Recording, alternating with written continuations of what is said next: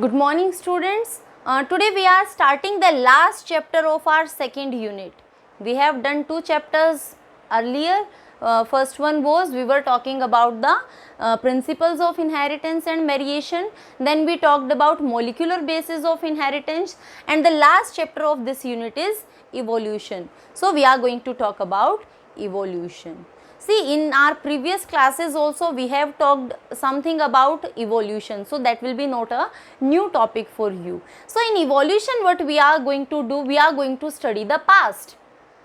And when we are talking about the past, it is very difficult to study the past because sometimes we got the evidences and sometimes we are not having the evidences. So we just make a hypothesis, we work on that hypothesis, and there are lots of changes that continuously come.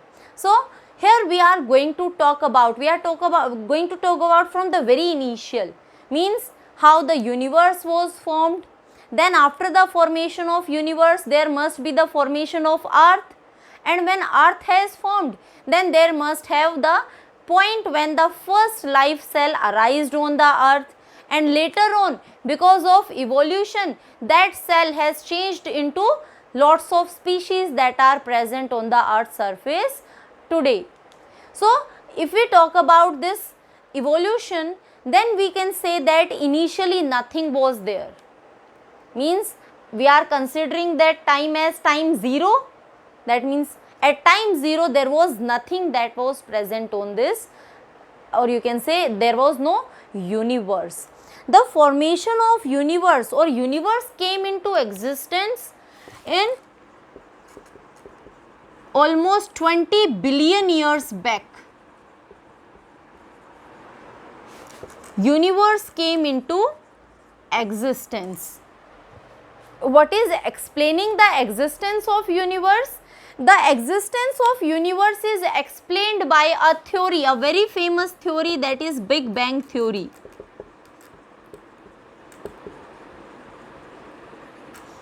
And what this Big Bang theory is saying? This Big Bang theory is saying simply that there was a small particle. We don't know much about that particle, but there was a small particle and there was a explosion, a big explosion that take place in this particle, and because of this explosion material got scattered. Particles, the cosmic material got scattered all over, and the area in which this material got scattered, this area we call as space. So this is how after the scattering of this material, space was formed. Now after scattering, these materials, they start condensing with each other, and because of their condensation there was formation of various objects like stars were formed, and millions of stars aggregated to form the galaxies. So because of their condensation, initially we were having hydrogen and helium. These were the two gases that were formed initially, and their condensation leading to the formation of stars, and these stars formed a cluster and they give rise to galaxies. And today we are having millions of galaxies, and in which one of our galaxy is present, that is Milky Way galaxy. So this is how universe was formed 20 billion years back. Now in this universe, if we talk about life, then for life to be come into existence there must be existence of earth, only then life is possible. So according to different scientists, earth came into existence almost 4.5 billion years back.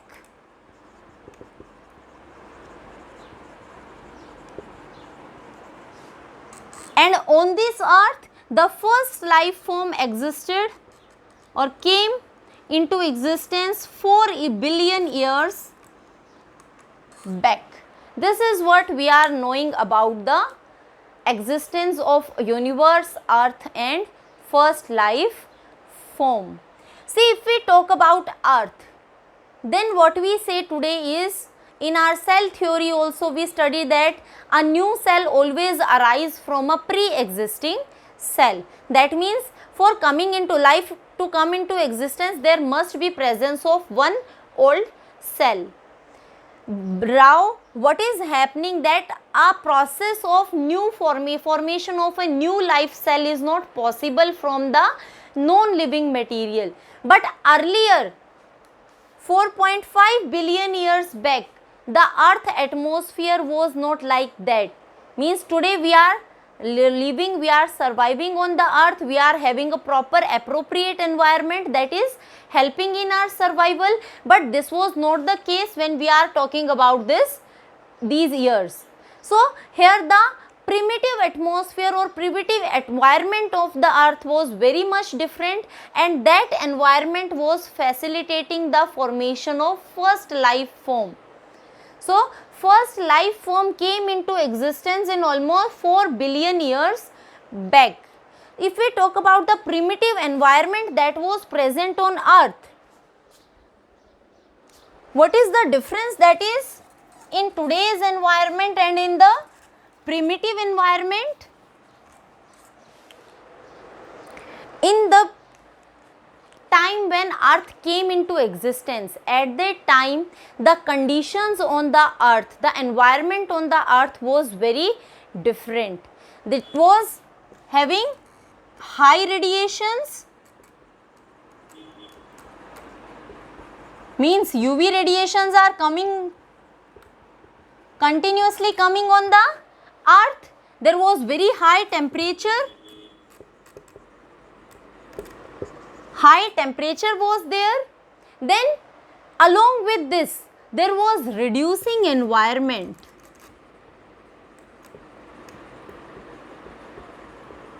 Reducing environment means hydrogen was there and no oxygen was present. In starting on earth, oxygen was not present. So much heat was there, high temperature was there, that water was existing, but that was existing in form of vapors. So all the water that was present on the earth's surface, that was present in form of vapors, water vapors. And iron, nickel, the metals that are present, they were present in the melted form. Because of high temperature, everything was present in the melted form. Some of the gases are there which were formed by the reaction of water, hydrogen and different gases. These were ammonia was present, methane was present, hydrogen was there, water vapors were present. So these were the different gases that were present on that time.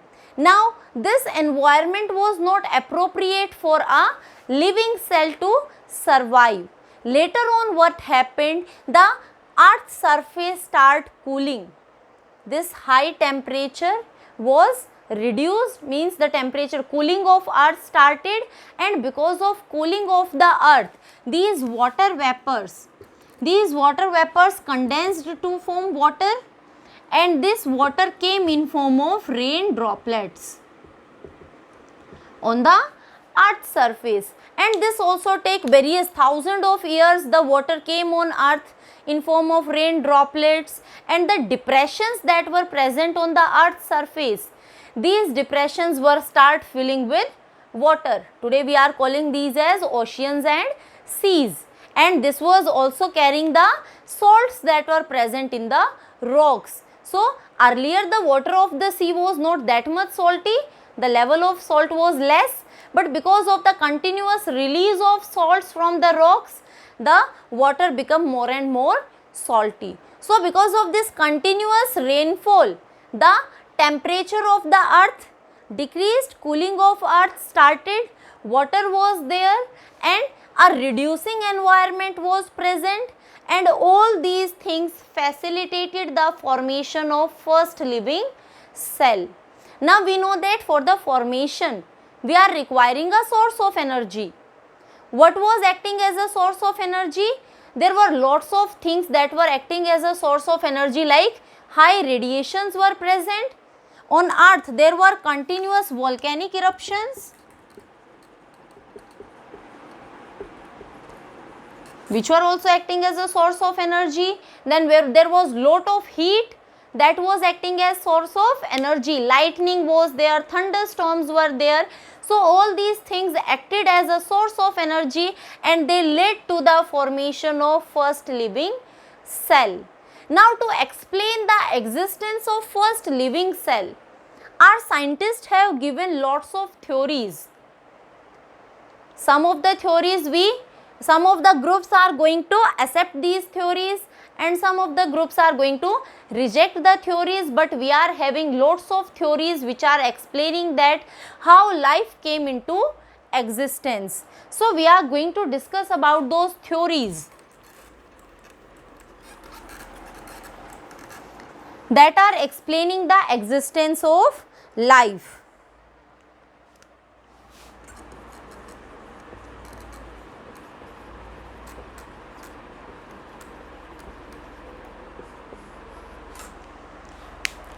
So the first theory that is explaining how life originated is theory of spatial creation.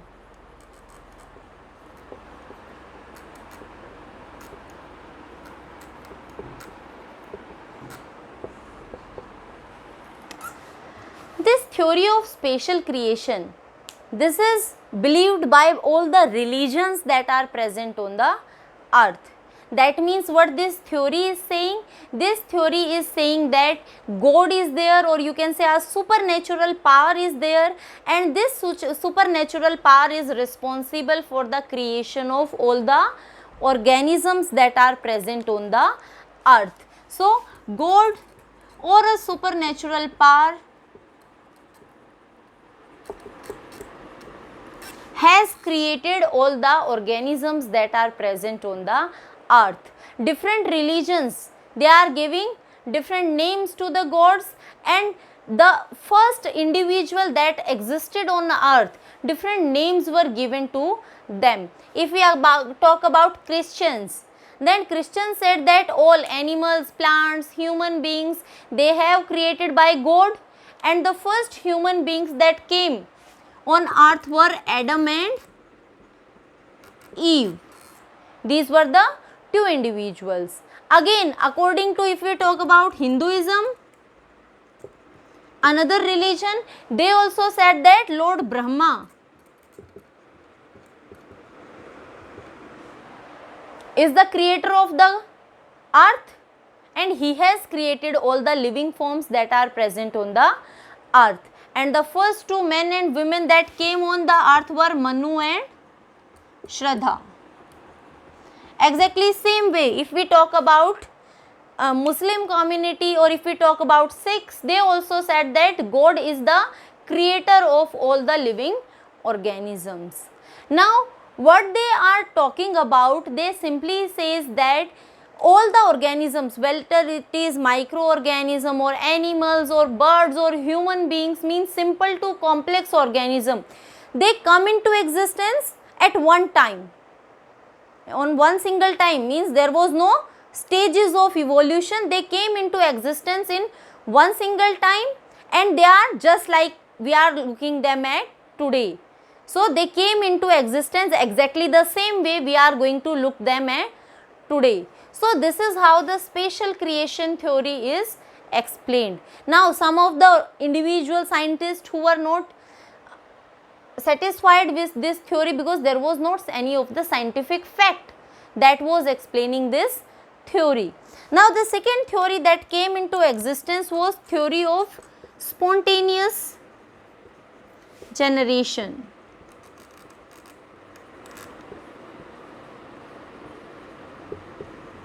or theory of abiogenesis.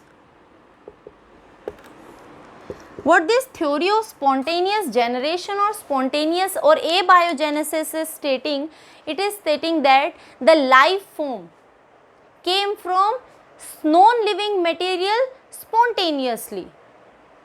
So this was favoring the formation of life form from non-living material spontaneously. Many scientists gave various examples for the formation of life form. Like some of the scientists, they said that crocodiles or other aquatic organisms, they arise from the river Nile. The larva, the fly larva that existed from the meat. So various examples were given to explain the theory of spontaneous generation. But important thing to know about this theory of spontaneous generation is that three scientists, they rejected this theory of spontaneous generation by the various experiments they performed. These three scientists were Francisco Redi, Spallanzani and Louis Pasteur. They performed their experiments and they finally rejected this theory of spontaneous generation. They said that life always comes from a new life form, always comes from a pre-existing life form, and the non-living material is not responsible for the formation of new life form. What they did in their experiment, let's talk about the things they did. What Redi did, Francisco Redi took 3 jars, and in these 3 jars he kept pieces of meat. So pieces of meat were present in these 3 jars. Now what did he did with these 3 jars? He left opened, one jar was left opened by him, the second jar was covered by a gauze, and the third one was covered by a paper. So this is how he kept the jars. Now after some days, what he saw that the jar that was opened, inside that jar there were lots of larvae that were present in the opened jar. Now in the second case, that was covered with the gauze, and the third one also, that was covered with the paper. He saw that inside the jar there is no formation of larva, no larva development is there, but on the surface of this gauze and on the surface of this paper there was larva that is visible. That simply means that flies, this open meat, it can be in direct contact of the fly. So fly lay eggs over here, and that egg is responsible for the larva formation. Because these two were covered, so fly were not able to enter into the jar, so no larva was present on the inside the jar, but these fly were laying eggs on the surface of the gauze and this paper. So these eggs led to the formation of larva. That simply means that the larva is developed not because of the non-living material, that means not because of the meat, but because of the eggs that are laid by the flies. So this is how he rejected the theory of spontaneous generation. What Spallanzani did?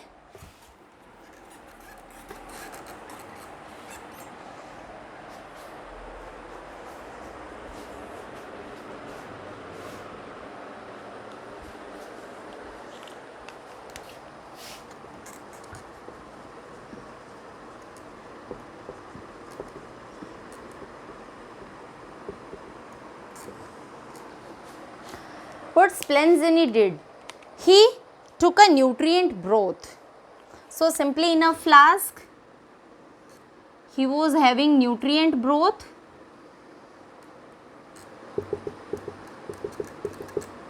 and he boiled this nutrient broth for a long time. So boiling was done of this nutrient broth. So when he was doing the process of boiling,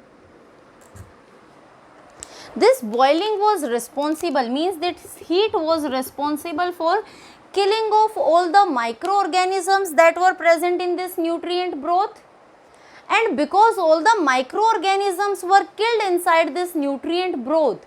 When we are keeping this nutrient broth for long period of time, we are not going to see any type of contamination. Means no organism, no microorganism is going to form inside this nutrient broth. Reason, because all the existing organisms, they are being killed by the process of heating. So that's how Splentzeni explained that if we are going to kill the already present microorganisms inside this nutrient broth, new organisms are not going to form from the inorganic material. That simply says that life is not coming from the, or life is not forming from the inorganic matter spontaneously. And the third experiment to reject this theory was performed by Louis Pasteur.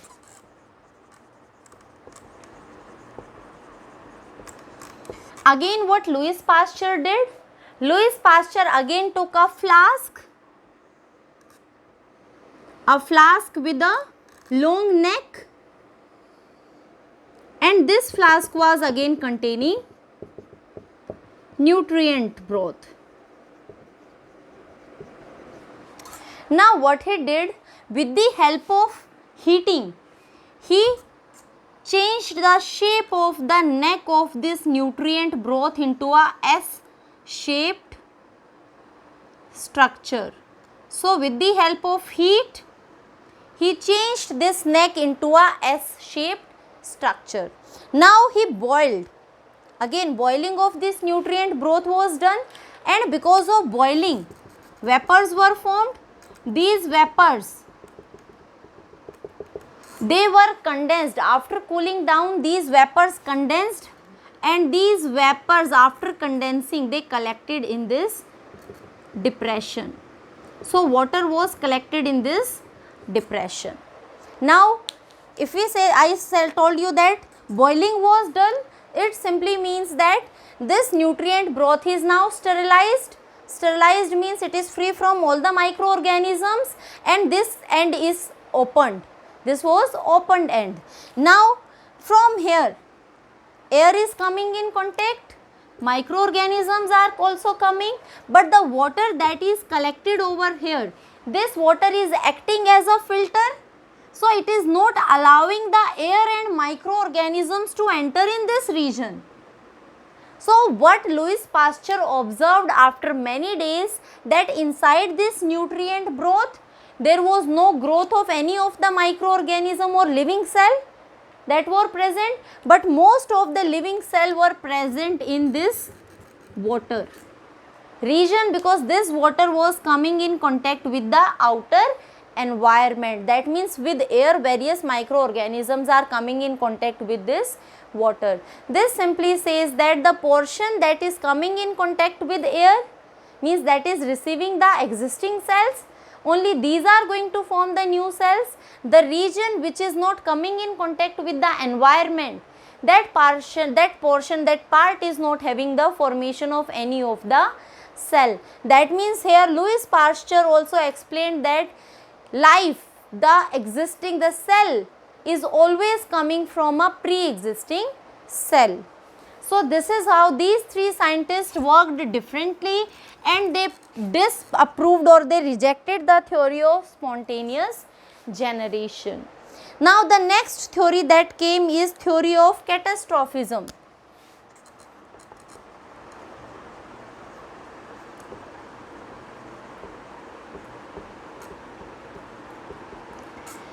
Theory of catastrophism is a modified version of spatial creation. In spatial creation, we said that God has created the life. In catastrophism also, it was believed that God has created the life, but this theory is saying that the life is coming into existence many times. Means each time there is a catastrophe, there is a disastrous end that has ended the life, then again life came into existence, and after a disastrous end again life becomes finished, and again there was existence of life. So each time life existed on the earth and it ended because of any of the disaster, again a more advanced, more modified life form existed, again ended, and so and so. So this is a modified version of spatial theory of spatial creation. Now the next theory that explained the life originated on earth, this is theory of panspermia.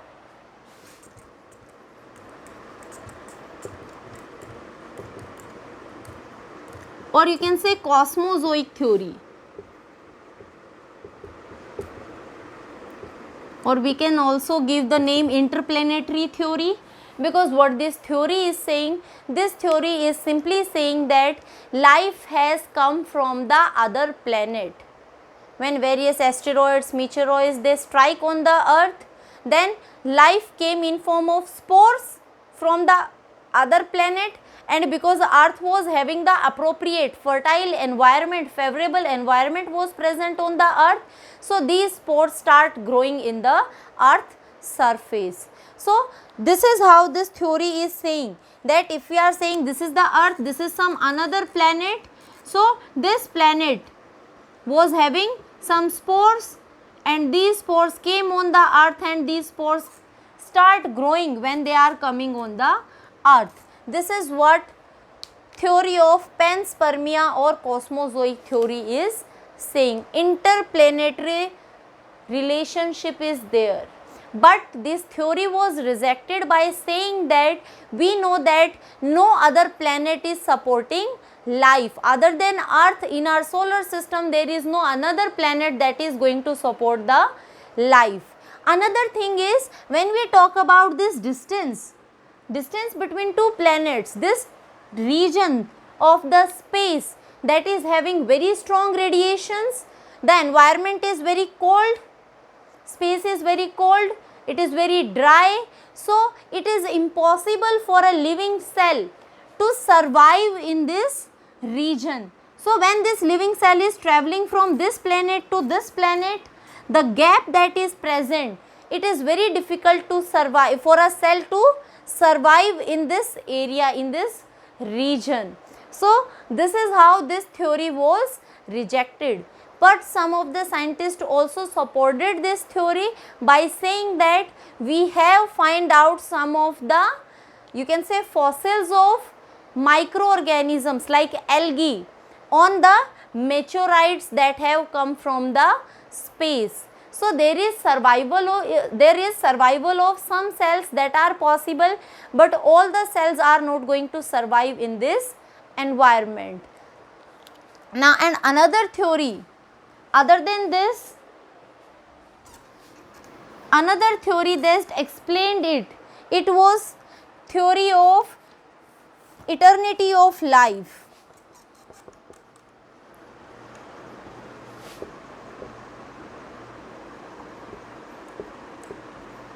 It is also known as steady state theory.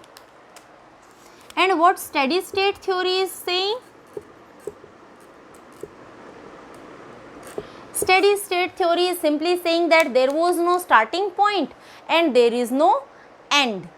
That simply means that what we are today, everything was same. Means earth was always in existence, there was always life present on the earth, just like we are surviving today, and we will continue be surviving like this many years and many more years. So there is not any of the starting point and there is no any of the end point. So there is always a steady state that is maintained on the earth surface. Life is always being existing on the earth surface. That was explained by theory of eternity of life. But we know that there is always a starting point. There must be a cell, a first living cell that came into existence and that led to all the species that are present on the earth. So these were some of the theories that were explaining the existence of life on first life on earth. There were many rejections these theories faced, and we came with a chemical theory that was proposed by Oparin and Haldane, and there was an experimental proof also which was done by two scientists Miller and Urey. So next time we were going to discuss about the chemical theory explained by Oparin and Haldane, and the experiment that was done by Miller and Urey to prove the chemical theory of Oparin and Haldane.